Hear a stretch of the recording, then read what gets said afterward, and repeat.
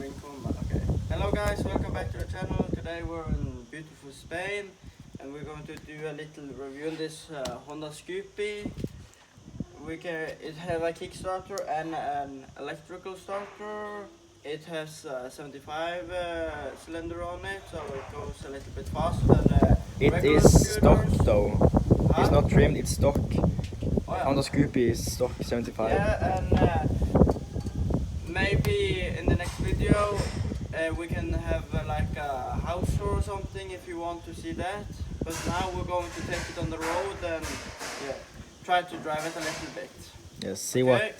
Ta sånn for kamera. Åpne opp kamera igjen. Now we're gonna start it. Let's see if the L-starter works.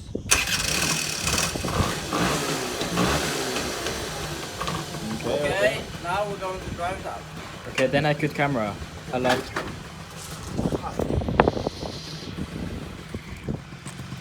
Okay, now as you can see, it purrs like a kitten, and just going to ride back and forth one time just to see how it rides. Yes. Let's go.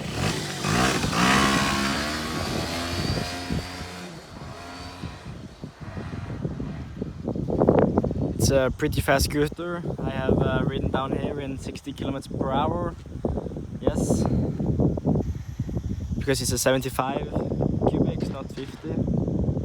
And it's a two-stroke, so it has really good power. Oh fuck, now the gate closed.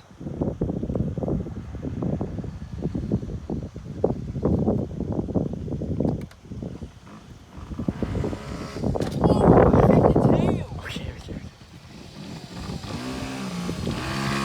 Å, herregud! Åh. Ok. En gang til da. Ok, en gang til. Ja, hold fingeren på bakbremsen da, Ole. Det tror jeg også jeg kan gjerne si. Mobilen overheater som bare ferdig nå.